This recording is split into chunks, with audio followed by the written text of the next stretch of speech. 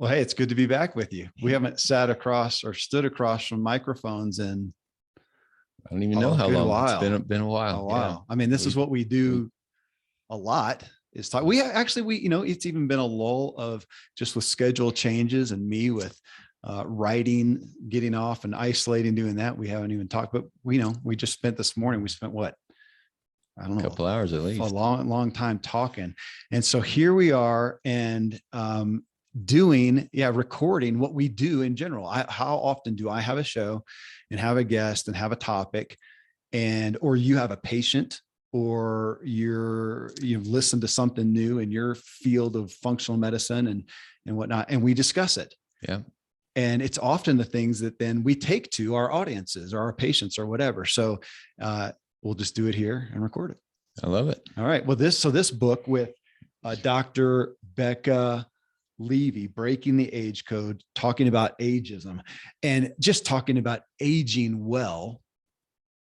That's a term you used this morning. I was going to say, yeah, that's been a phrase for me for a long time in functional medicine, and not because there's also the anti-aging crowd, which is one of the primary. I mean, you got functional medicine, you got integrated medicine. Anti-aging is another relevant umbrella term. Yeah. There's the American Academy of Anti-Aging. Yeah, they have like their own platform construct. I never liked, because I'm like, well, you're going to age, so why be against something that's going to happen? It doesn't. I just don't like the word. And then it also kind of speaks to the idea that age is bad, like becoming older is somehow needs to be fought against. Right.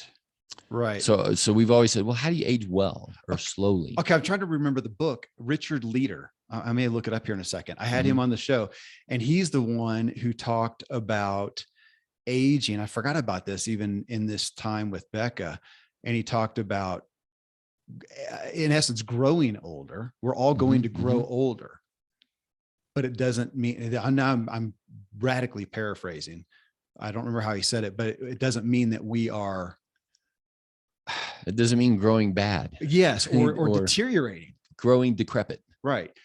Except we are going to, at some point, like you said, we are going to die. At some point, I am not going to run a 20-minute 5K. Hopefully I'll still be running it, but at 90, I probably won't. So there will be a diminishment. I don't know. Where's the balance there? Because the Becca's thing, and I don't know how far you read into the book, but she's saying as we grow, I mean, we hopefully grow in wisdom. Are you more wise today at 53? Yeah. Four in 2 weeks. In 2 weeks. Okay. Are you wiser today? Do you have more, as a functional medicine doc, can you more easily pick out a patient's pathology with your experience today than you could before? Okay. So you're 54. So there's a value of that in age. Experience. All right. And you should be able to even better at 64 in another decade. Theoretically, right. And another safer. And now yet, if you are declining cognitively, then your physically ability is going to. Part of that wisdom is dependent upon your cognition. Right. By definition. And so you and I have said, we're not, the mindset, the stance, the foundation is not anti-aging. I can't wait to be an old guy. Right. And my dad was just here this weekend, and it surprised me because he's 80. I'm like, wow. And not on any meds, he's got his list of frustrations or whatever, but he's living. I can't wait to be an old guy that can enjoy life through age's lens, but I want to be able to enjoy it on my terms. Well, and so that I told you this morning, you and the guys, that Becca, and talking with her brought me to that thought of, wait a minute, I think that I have this healthy, positive perspective on aging. And yet I would say I'm defying aging. That by proxy means I'm looking at it negatively, defying it. So I want to not defy aging. I want to defy the accepted, demise, the norm of American aging. That's what we're defining. Even though I will. So am I putting it off? I'm delaying it. Well, yeah. It's kind of like you and I say, because sometimes we always, we struggle when we try to think in a different economy. Like, how does Warren Buffett think? How does Elon Musk think? I don't know, because I don't have a spare billion to, invest in a company. I I can't speak Chinese either. So I don't know. It's the fish is swimming in the water that we're swimming in. Well, the water that we're swimming in when it comes to age, and this is where I agree with her, is age is bad. It's bad. When you get older, companies aren't likely to hire you. That's our mindset. Like a car is what you have me thinking of. Yeah. Like, By definition, a 15-year-old car is. I'm looking at my old, what is a 99? How old is that? It's a 25, whatever years old. And there is nothing beneficial about Right. What price tag are you going to put on that one? I don't know if I could give it away. But there's no benefit to the aging there, but that's different for us. Now there is going to be wear and tear. A kind of course there has to be. Do you remember, and I just pulled him up here. Do you remember, undoctored guy? Yeah. Undoctored. Shoot. What was his name? William Davis. Yep. And remember his line, and I mentioned this to Becca in the show, where he said, or somebody referred to him, so, which they would like to you as Dr. Randy James. Oh, so you want me to eat radical, to go to this radical health. Right. And you're saying, no, it's just what we used to eat before this short span of time, before we got into processed foods. And I want you to recognize that the way we see aging now is radical. The way the culture sees aging as bad. Okay. You just went a different direction. Yeah. Or I was going to say, conversely, to be healthy, well, and able in an older age is seen as radical. Right. Like you're yeah. So we both said the same thing on the flip side. Yeah. And this was the concept, even talking about this with my dad, as we were just chewing on these ideas that, okay, in 1850, so 90+% of people were farmers. Yeah. Okay. And so you got your farm and I got my farm over here, and we're going along in life, and we don't talk this way because people don't talk this way. We just farm, and we want to raise our sons and daughters and get them married and do the whatever people did back then. But when you're 65, there's not retirement. You get up and you go milk cows and you repair the fence and you do what you do. And then when you're 85, you do the same thing. And so, but nowadays there's this retirement and sit on a rocking chair. And so back then it was the norm that your grip strength to turn a screwdriver at 85 was just like 25. Now, but you're thinking about it through the lens of mountain biking or a minute mile and I would say, okay, probably the 85-year-old guy at 86 or at some point, the grip strength, and he's going to say, hey son, can you maybe help me out here? But he probably also wouldn't have done that because there was a sense of, I'm the good side of bootstraps and I'm going to take care of myself and all of that. And by the time a person can't twist the screwdriver, they're that close to death. There's not a whole long you're right. They got 6 more months. And okay. I like that. I hadn't thought about that. It's like your analogy that I've told so many times of you talking about the elk that come through the property. Exactly. Have I ever seen an elk coming through hobbling at the back of the with herd, a cane with his kids helping him out and his oxygen tank and his whatever. Oxygen tank. No, he's going full tilt until boom, he can't. And yet we have come into this culture where we expect this long-term demise and into what you call lingering. I think about, but what you're talking about is acute to me, because I think about that. When is the point where right now 51-year-old Kevin, who is, I said a couple of PRs last week on a long run. I did an 8-mile run the other day. I've been doing some long rides. I did a race where I'm going to go, ooh, I feel a little unstable on the trails. Probably better back off. Probably the end is over. Yeah. And I'm going to linger, or should I be able to a degree? And I'm going to argue, until I lose it and bash into a tree and it lights out. Yeah. Or have a heart attack. Yep. I want to die on a ski slope when I'm 92. Of course, part of the issue, my grandfather was that. So my grandfather was a farmer. My dad's dad, he was a farmer. And now he actually sold the farm, made a big profit, and kind of retired, but he kept gardening. He kept stuff. And he was like that, man, his forearms, talk about grip strength. And he was that guy, pretty much fully able until boom, heart failed. But he got a surgery. He did. He got a pig valve. Yeah. And then he lingered. Yeah. Then he did. He slowed down. He lingered, and he had that long thing. Now, what do? Go back and go, no, I don't want kind of a non-resuscitation thing. Go, no, don't do that. Don't fix me. No. But he could have.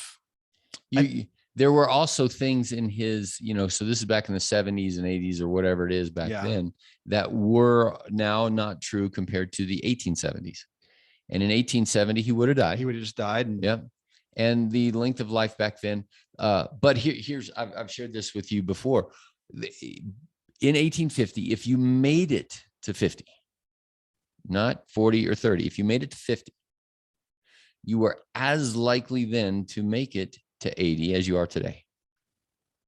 So that's getting past getting killed in a war or a bat or a fight. Well, back then it was pestilence. So, childhood illness and disease, you get past that.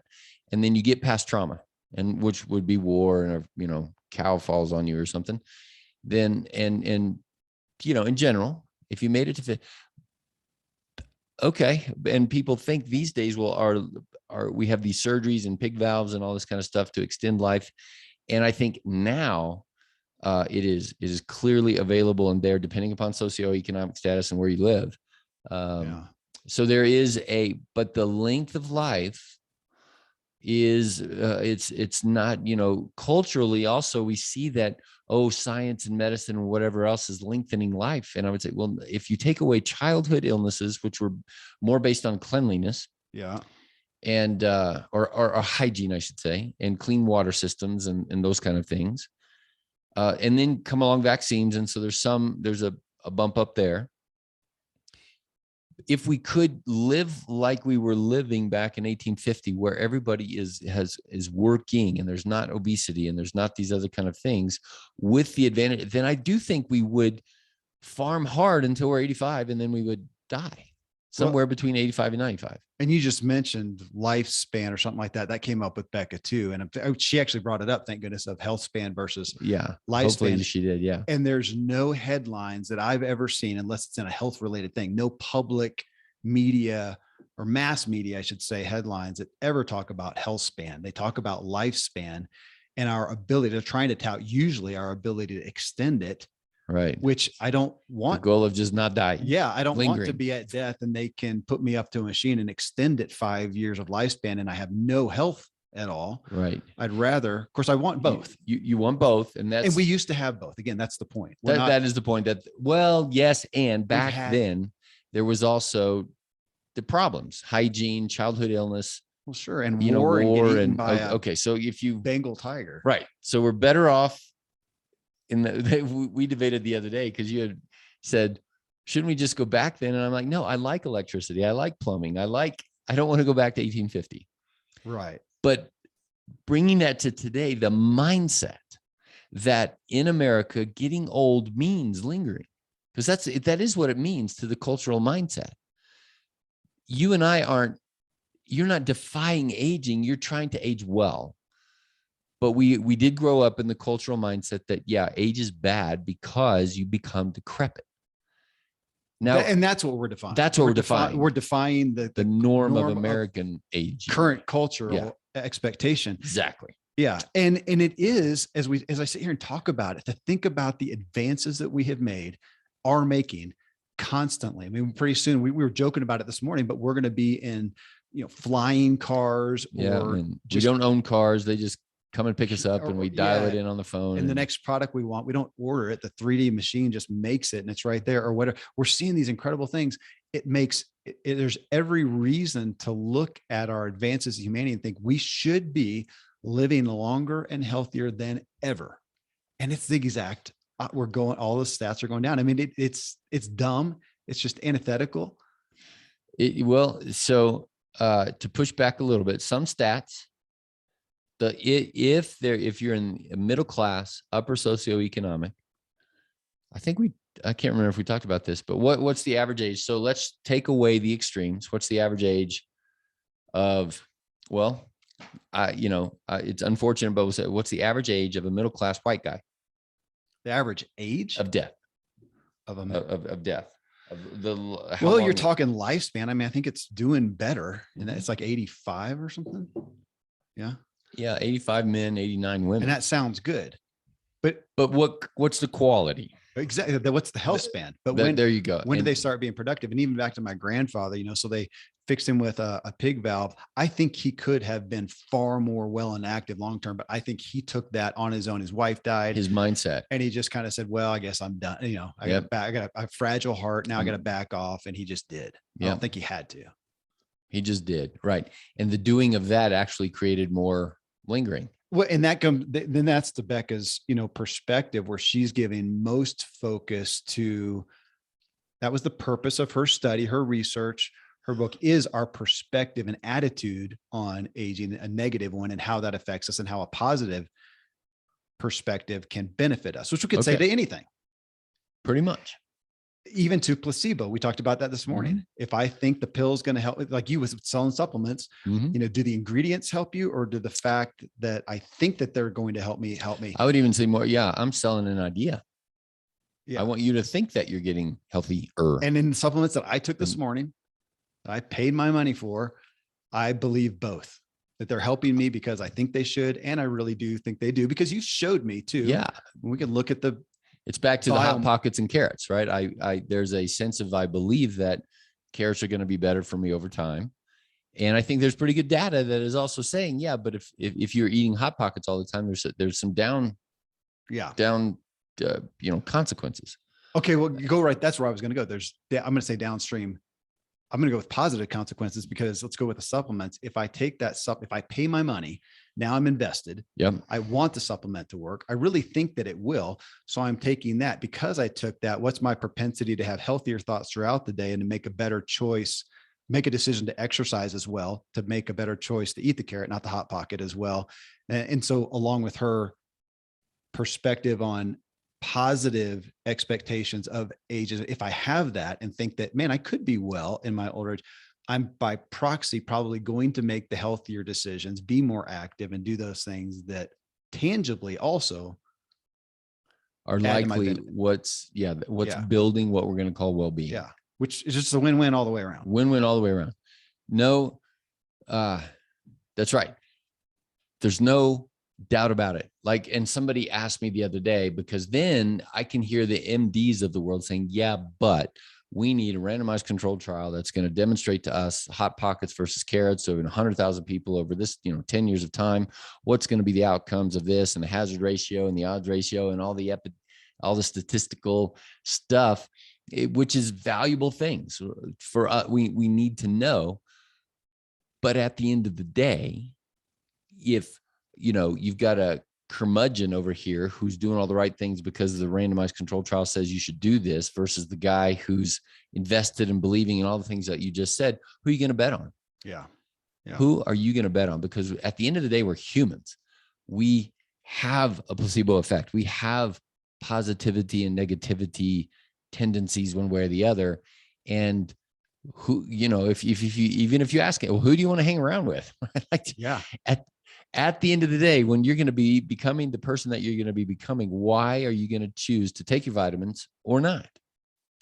And what you just said is inspiring. I mean, it's a good reason to bet on that kind of pathway. Well, and so here's a question that I kind of posed to her that I don't know that we really, I wasn't satisfied with what either of us came up with. So I'll let you. I'll help you. Yes, put that MD to work. Is why is it okay? How can I own this? I feel like part of the issue with negative aging, with bad aging, unhealthful aging, with the stats, is that there's some aspect of us in the culture as humans who want to accept it. Because you and I are sitting here, and I did mention this to her, that sometimes I'm concerned that we sit here and we want to, again, we're talking to an audience who obviously is of kindred spirits to us. Right. And I think they want wellness, they want better capacity, but we kind of assume that. And I look out here and we have a culture of people who seem very quick to acquiesce to, I'm getting older, I can't do that. We joke about that. I can't do that. I think, why does my ego wants to kick back against that? I don't want to be, I don't want less capacity. I don't want to be outdone by the youngers, and healthy or not, my ego hits against that. Why does the cultural ego not? Why are we seem to be on the other side? And what we laugh about is, oh, grunting when we get up from the, I can't do what I used to do in my 25s. I'm 30 now. Really?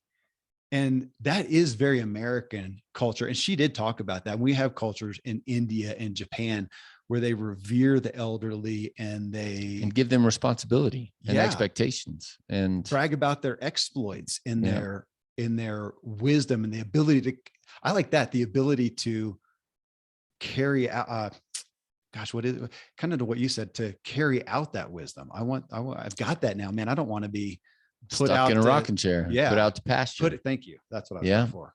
Yeah. There is a strong cultural thought process there. So what do you mean when you said we didn't come up with a satisfactory thought? I think my concern that as a culture, there's some of a pressure, propensity, agreement, and between all of us that I am going to be put out to pasture, and that it's okay. And even it's desirable that it's okay to be 40 and I don't do the things that I used to be able to do, and to agree with the incapacitation at an earlier age. Why are we doing that? Because is it just a cop out to not do more? Does it almost feel anxiety and too much accountability to think, oh gosh, I could be, the possibility of being 90 and able is there, but I got to do a lot of work to achieve it. I'd rather not. Yeah. Kind of like this morning we were talking about is it lazy? Is it just the pathway of least resistance? Is it, I've worked so hard and now I just want to enjoy my rocking chair and a glass of tea and is that wrong? Is that bad? Is there should we be training you and I ourselves to become the kind of people that don't ever get to sit in the rocking chair because we've got responsibility and things that are resting on us or whatever? Okay, here I have a thought. And actually I came to it yesterday with her, but I just didn't put the pieces together. And we came to the best way to have the most joy, fulfillment, ability, capacity in older age is to be having it at a younger age. So if there's a cultural propensity that I'm talking about that I feel like it feels like we're wanting to take ourselves out earlier, maybe it's just a result of a life that we're living that is not fulfilled, that is full of anxiety. We're doing jobs we don't like. We're in relationships we don't like. And if that's the case, man, I'd rather just bow out. I love what you just said. Strong resonance, strong. And I think people will say, well, wait a minute, but a patient yesterday, because here's a question and an answer I hear all the time. When you talk about longevity medicine and we talk about, let's say being 100 or 110, think of a 100-year-old person, 95 to 105-year-old person. You're picturing him? Yeah. I'm going to bet 100% of my money that you're picturing somebody in a wheelchair, decrepit, ancient, crippled, for the most part, broken. Little prune of a person. It's kind of, it's kind of inspirational, but it's just kind of sad. And people say, I don't want to live that long. Yeah. Right. Like that's the thing. Why would I want to live to 96? All my friends are dead and whatever else. So here's the flip around that I just learned this last year. No. Right. If we go back to some odd period of, like, if you go to a downtown Paris in the 1600s and there's pestilence, then you and we're old, decrepit men in our 50s. Okay. And back then the 30-year-old could say, I don't want to live that long. Look at those guys. They're barely able to walk and whatever. We're shriveled up prune at 50. But right now, do you feel that way? Mm-mm. Do you like your life? Mm-hmm. And okay. So imagine that you're feeling the same thing at 85 and at 95, you started a new business, not because you have to, but because you at 94, you were doing these kinds of things and you got inspired with this new thing, not because you have to, not because it's a burden, not because and I'm going back to what you just said. What if we go back to 84 and 74, 64, 54, and then you and I are like, yeah, I'm kind of a harried, frenzied, entrepreneurial, trying to put the pieces together and trying to hold my family together. And oh my gosh, when can I just get done? Then, I relate to that though. I just wrote down well, here. I think you and I, in that sense, we're becoming old. We're not defying age. But that's not due to age. It's due to Mindset, harriedness. that I could have had at any age. I could have. Yeah, of course. Yes. We did that when we were 15. So I've allowed myself to make this. I've made decisions in my life or allowed things to happen that have given me some emotional fatigue that I don't want anymore. That's right. That's been part of, you and I both have done a lot of deconstruction.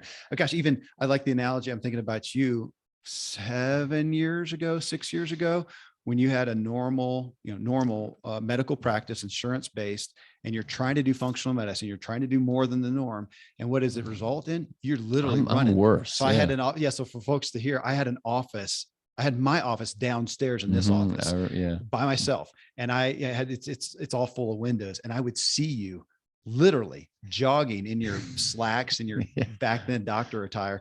And it's like jogging to your car to go take care of a kid, and often, park back, jog up again. And then when I started working up here with you in an office, seeing you literally fast walking with a clipboard and a stethoscope around your neck and back and forth. And now today, comparatively, you're Mr. Chill. It's different. You're different. You're in sweats like right now, and you're on phone call or Zoom with somebody, or you go into the room, pretty casual, and it's a different world. How can I translate that into raising teenagers and chauffeuring and soccer practice and your own endeavors and whatever? Yeah. So there is some mental fatigue, that I've experienced, that I've thought, okay, I don't want that to continue. So as much as the body side, Kevin, that's where I think you and I in the last 20 years, we've focused on the body side, strength, capacity. But I think you and I also in the last 5, you and Steve Smith and your whitewater, and I like the whitewater. It's like, but you have to recognize that you can't be 95 in whitewater. Like you have to train yourself to be becoming a 95 that can handle whitewater when there's a phase of that. But you've got to be and the word I use these days is you've got to be intentional about sabbatical. That the true rest, the true relax, those kind of things where you reset and all of that. And if people don't do that, and culturally, I think we that's what we see is, okay, when people get to 65 and they just say, I'm just tired. I'm just ready to retire because I'm emotionally holding the weight of my job and my family and trying to build enough of a nest egg so that when I get cancer, when I get sick, when I get decrepit, I'm going to be okay. And you and I are saying, well, I don't want to be body decrepit and I don't want to be mind decrepit. I'm a little challenged by, I don't want to have to work when I'm 85. Like that's a little scary. Right. But I want to be able to, I want to have things I'm passionate about that I want to invest in that don't feel burdensome.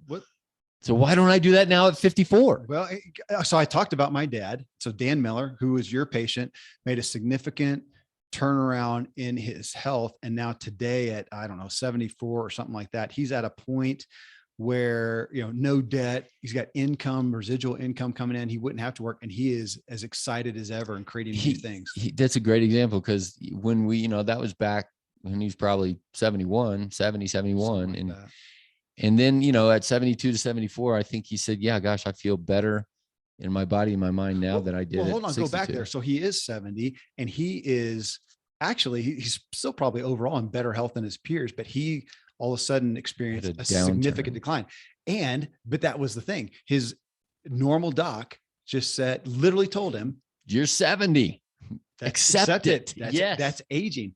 And of course, that offends me. And that's why Becca wrote that book. Right. It offends her. Right. Exactly. And so he was at risk of taking that mindset, embracing it, and further declining in health and bringing himself out to pasture. Instead, thank goodness he had some exposure that maybe there's some other possibilities came into you.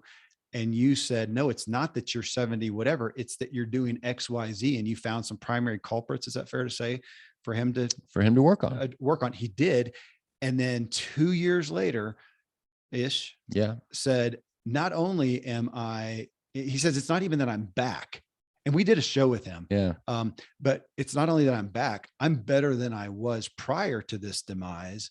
And holy crap, new lease on life. New lease on life. Looking forward to the future. Yeah. Even though he is 74. So, I mean, there are, there's wear and tear. I mean, he's not. Sure. And that's, so again, we're not, because to me, that would be irrational to say you're going to run a mile at 74 like you do at 24. Okay. That's just dumb. Of course. So now we're back to physical. Now, cognitively, I think you should be the same. I think he's as good or better, maybe. I don't think, and at some point that may stop, or maybe it won't. Maybe well, you can say it may be one way or the other, but whatever your maybe, don't blame age. He ought to be as cognitively sharp at 94 as he is at 74, as he is at 54. I believe that's true. Okay. So what if we just change the concept of age to we're all culminating, progressing? That's interesting. No, because you always talk about we're always, every day we're becoming, we're going to be the person who's becoming XYZ. Every day I am. You're the culmination of what you have become. Yeah. I am today culminating. And so a year from now, I will be the culmination of the health and wellness I have or haven't pursued, the mindset, the relationships, sabbatical, the rest, all those things. And that's what's going to, in quote, what we call today, we blame on aging instead of culminating. That's right. We're aging. And to make it even worse, I wish we would have talked, and I would have thought about this because you did ask me, but I wish you would have asked Dr. Becca this question, because I think, based on some of my reading, that when the ICD, which is the International Code of something it's the diagnostic, whatever, that the insurance companies say, well, what's the diagnosis?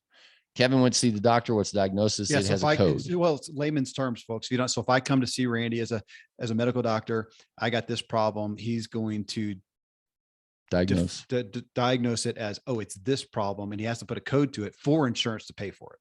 That's right. Insurance is going to see you as I-25.91, and that is associated with these kind of treatments and costs. Yeah. Okay. So next year, or in the near 2, 3, 4 years, whatever. So right now there's 162,000 codes. Wow. So there's going to be 200 and some odd or more. Well, let's just say more. There's going to be more codes. And one of them is going to be age. Yeah, you told me that. And I wonder what her thoughts on that are. That literally every human is born with a diagnosis because you begin aging. Uh-huh. And where that scares me is, okay, literally now, every human is going to have a claim on a national healthcare system to pay me because I'm aging, or give me a service. I'm entitled to something because I'm aging, and because aging is bad, because it creates problems. Can you imagine the mindset? Like, what would she say about the mindset of that? And I think it's going to translate into it's going to entitlement decrepitness when you're 20. Yeah. Or at least the increasingness, because somebody can come along and say, oh, well, I woulda, coulda, shoulda done that, but I'm 20 and my knee hurts a little bit, or my brain hurts a little bit. I just flat out don't want to, and I'm going to call it low aging, or let's just call it age. And you can't argue against them because they do have age. And maybe their aging just went worse than yours. Okay. Well, so let's hit one of our soapboxes is insurance. And that I was playing with that. So as you age, I think every insurance except car insurance is going to get more expensive. Car insurance, you actually pay less because your car out there can only go 20. Yeah, because you got an old car. Well, I figure you probably do drive more carefully. You don't have your panties in a wad. You're not driving like you and I tend to do. Well, it's less to repair. What do you mean?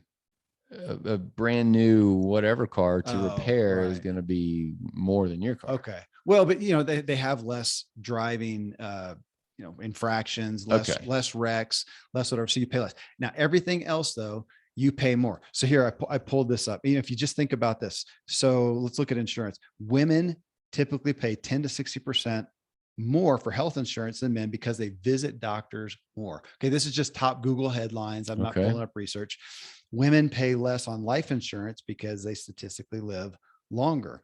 Now, men typically pay more for car insurance because they statistically have more accidents and driving, infractions. So, we're looking at these differentiations by gender, and yet age, if you are older, primarily in all, in health insurance, life insurance, you pay more, even if your biomarkers, Randy James biomarkers. So if we go inside and measure your carotid artery and your telomeres, and we measure it, and it says you have, or your VO2 max, like our watches do, that you have the biomarkers of a 20-year-old, doesn't matter. You're going to pay a 54-year-old insurance rate.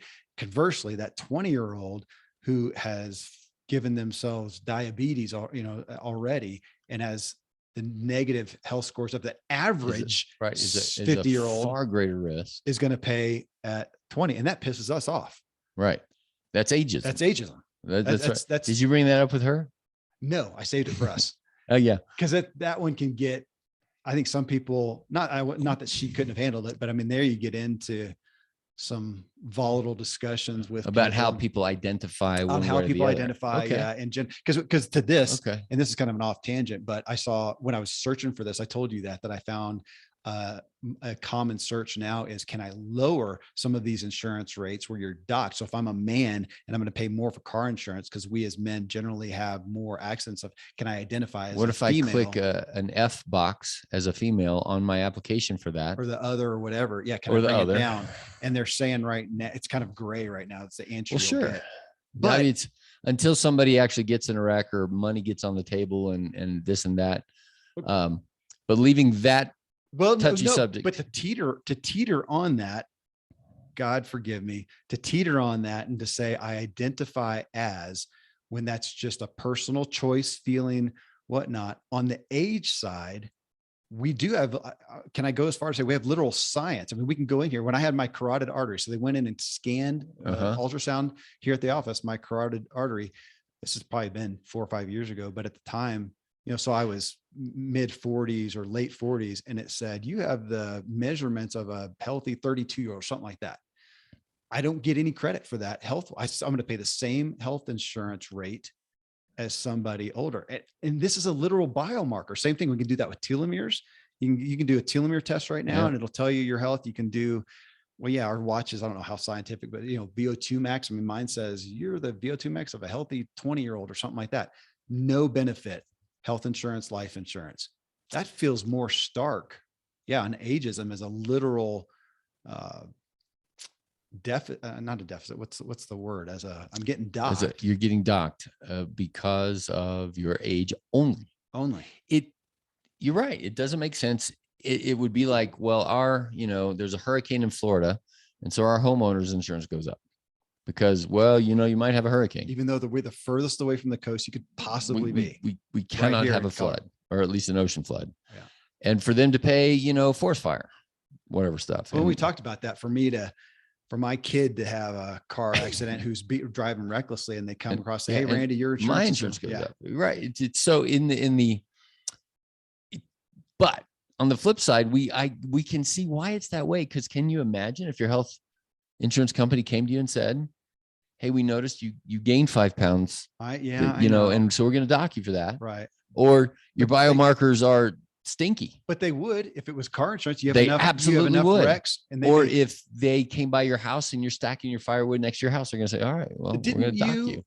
It was you or me. I can't even remember. One of us did another health, a home insurance claim.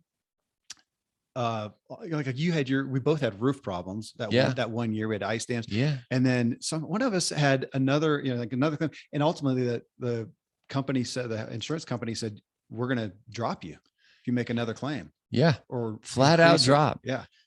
And it's like, well, that doesn't feel fair, or I'm not as risky as those guys. And can you imagine that in the health insurance? And I know that this is a big ball of wax that, folks, someday we're going to come on here. We're going to announce our solution for this, because we're working on one. But any investors out there, we're just looking. We got great ideas. We got great ideas on this. But to your aspect of, they're going to take age, make that a doctor diagnosed code of deficiency. By definition, it can only be negative. That just along with this, that no matter what I do, that my age is going to increase my health and life insurance, that feeds into the expected factual negativity of each passing day. That I am less able, less capable. I'm a higher risk. We're already there. Think of Medicare and your dad with that Medicare card. Just he felt it like the first day he had that Medicare card, and he said, gosh, it's like I got this free, I might as well go buy a new hip. He said, I feel criminal. So I feel criminal. I could just go swipe my card. My dad, lifetime entrepreneur. So he's paid for his own health insurance his entire life. And then the day comes, what age is it? 65? 65. Yeah. And he gets his Medicare card. And it said, I think it even promoted him. Hey, right. you need to go, you go get your primary care, and you're going to get a colonoscopy. You're going to get, it's called Welcome to Medicare. And so he did. And he said he handed over the card and paid nothing or $1 or whatever. And he said, I felt like a criminal, but I got it. So I might as well use it. Got it. Might as well use it. I might as well. And how many hundreds of times have I heard, well, does insurance pay for that? If they do, then go ahead and do that. Well, and so 5 years, 6 years later, he has this health crisis, and he can't, in Medicare, his primary care provider that Medicare pays for, back to what you said a minute ago or cited, says, well, welcome to aging, and you're old. Just keep not much we can do about that. I'm going to be really, but we're there for you when you have a heart attack. I was going to say, I'm going to be unpolitical. They're going to say, just give me the card. We'll milk you for more codes and do more procedures, and you don't even have to pay for it. And of course he said, no, I don't want to accept that. Reached into his own pocket, paid you thousands, literally. And you gave him a new lease on life that he wanted. But now we're back to that aspect he wanted, because he was living a life that he wanted to continue, and he wanted to be capable. He's also a great example of one of the things when I'm talking to prospective new patients, it's Dan is now living or he's getting his ROI. So he paid me. Yep. And now he's getting his ROI, and he would language it that way too, that he invested in himself through a functional medicine mindset, doctor, clinic, whatever, to increase his chances. It's just like in the marketplace. You go and you vet a company, and then you invest in them, and then you expect a return on your investment. I got a new marketing campaign for you. You ready? Okay. You need to market. You can probably buy lists from the post office, or I'm sure you can buy the list somewhere, of everybody who's 64 years old, just about to turn 65, who's been paying insurance, paying a little bit at least, and say, hey, you're about to have your insurance go away, and you can finally afford the right care that you need. Because how many people right now, this is true story for Randy James, or any functional medicine, integrated medicine, anti-aging medicine provider, that the biggest obstacle to people doing it is and paying cash out of pocket, is saying, man, I'm already paying a lot of cash out of pocket for my insurance. I can't afford to reach in and pay you thousands outside of pocket for that. So now the 65-year-old, you don't have to pay your insurance anymore. Now you can do like my dad did, choose to afford a different way of thinking, so that you don't need Medicare. But here's the problem. Our culture, it's anathema, or it's a complete diametrically opposed to that, where they're finally thinking, oh, thank goodness I can relax now, have my donut, and not worry about the health consequences, because now I'm covered and I don't have to pay for that. And I don't have to, or I've already paid for that. And as a consequence, we are running trillions through our healthcare system, and people are not increasing in their confidence as they age. They're okay. So what you bring me back to, Randy, is I'm thinking that as people are listening, and if you're 30 years old, 40 years old, 50 years, whatever, and you have that thought, which I'm going to say, I get it. We all do a little bit of, I'm worn out. I would like to have a break. Why? Right. What are you doing right now that you can't sustain? Yeah. Because we talked about it this morning with the guys, and I mentioned you however many years back, saying, Kevin, what example are you giving to your kids of an entrepreneur? Is it the harried, frantic, whatever that I was at the time and still struggle with? Yeah. Is that the example you want to get? Crap, no. And I'm having to audit my own life, and what are the things that are wearing me out that I do want to break from? So many things can be held up to that lens. Randy, what example of a Jesus follower are you giving your kids? Don't do this, don't do that, strive for perfection all the time. You got to earn your way, limits, rules, or where's peace that passes understanding. Well, remember the term that came up today, delight. Where's delight? Are you showcasing to your kids delight in your pursuit of your faith, in your marriage, of going on a jog? Well, ratting fracking, I gotta go. of going to work, of going to work. For me, you know what, Yeah. it's been, I have given my kids, I mean, they know that daddy loves his work. Daddy likes what he does. I have not done that well with finances. Sometimes I have griped. It's the opposite, about, right? Tax time and stupid just money. I I wasn't delighting in finances, I should say. Finance. Yeah. In financial stewardship, financial responsibilities. The delight, the honor, the opportunity that I get to manage my finances or my household or my plumbing, my toilet cleaning, the all of those things. And of course, that's what we were talking about this morning, is how do we raise teenagers? It took me until I was about 47. So I can't have that expectation of them.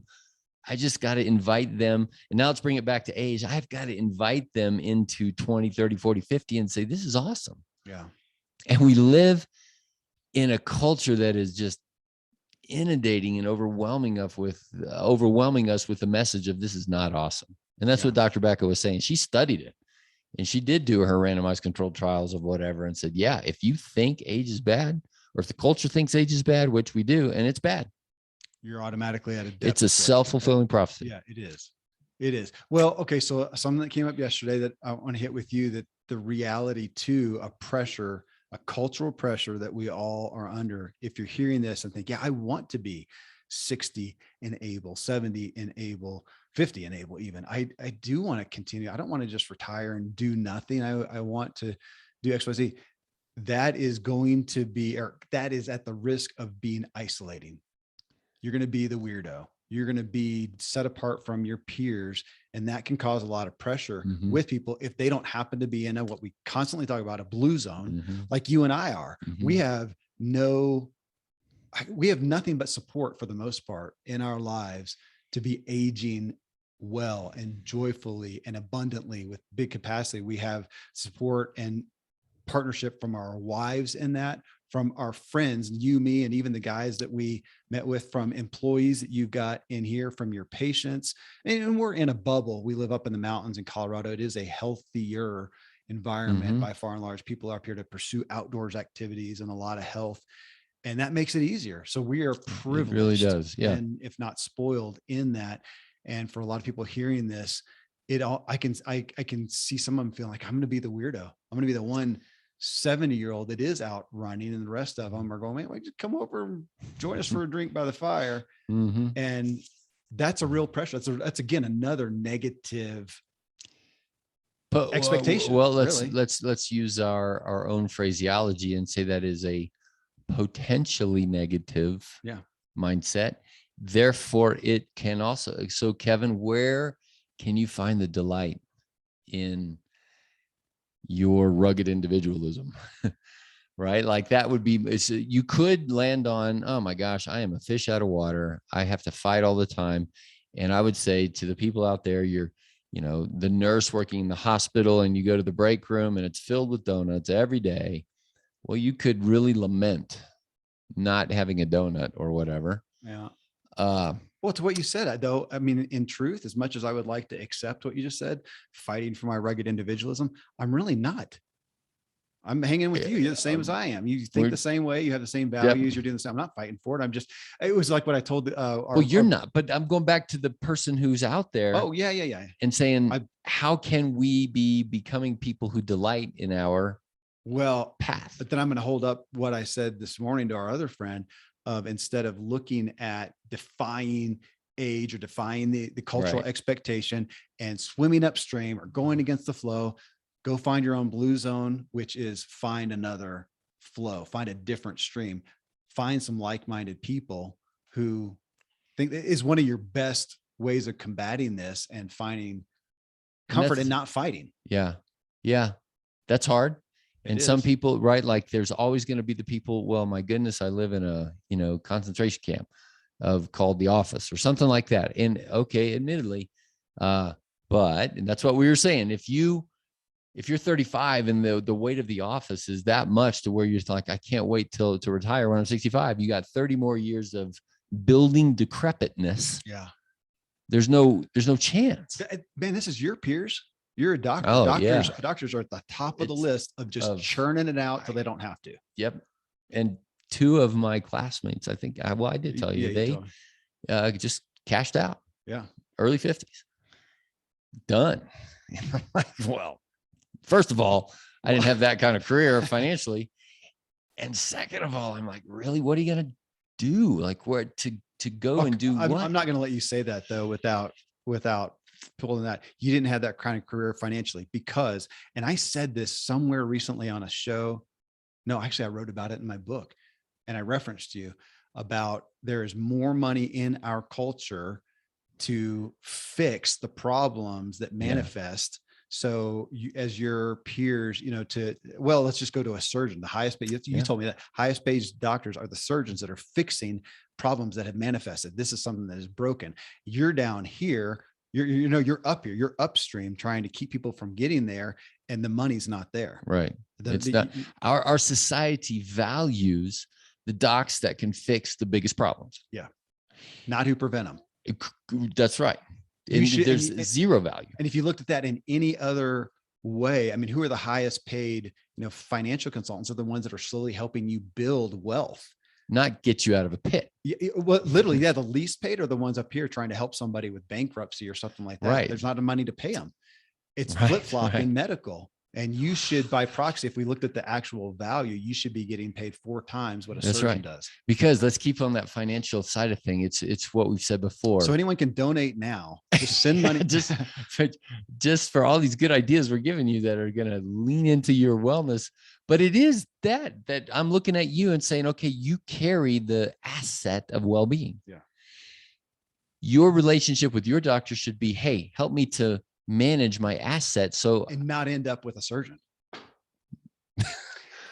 And again, it's so backwards. It is. And it's part of this ageism thing. Yeah. We look at and have the expectation of demise, of decrepitness, of whatever. And man, we can't, not give compassion. I mean, there are things that happen out there that are unavoidable that you are a victim of. And for everybody out there, man, this is not right. Don't let it be guilty or hear shame because somebody does. Compassion. Yeah. I'm always, I get nervous with this and thinking, what am I going to say tomorrow when I get the cancer diagnosis? Because that's right. And you could, or hopefully I'm staving it off, or the heart attack diagnosis, or, and the way I talk in the clinic since fall of last year is, yes, Kevin, you have cancer, and yes, you're pre-diabetic, and so am I, and we're all are. So what are we going to do about it? How are we going to manage this so that you don't have to pay the big bucks to the surgeon down the road? Manage your assets, and that mindset shift, manage your age. Yeah. Like Dave Ramsey says, act your wage. We're going to say, manage your age. That's an honor. It's an asset. I think this, again, the big takeaway from this kind of discussion with Becca, with you, is I want to look at is I just want to embrace what should be normal.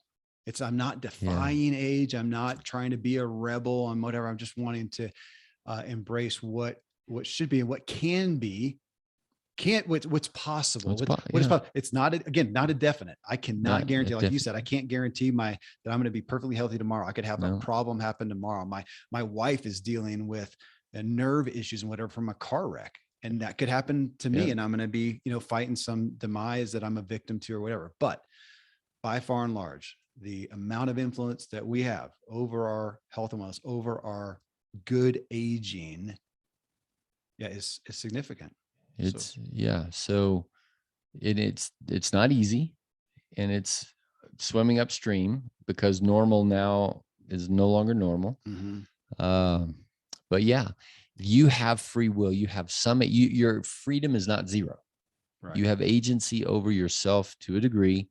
Okay, well, lean into that and be becoming the kind of older guy you want to be. Or gal.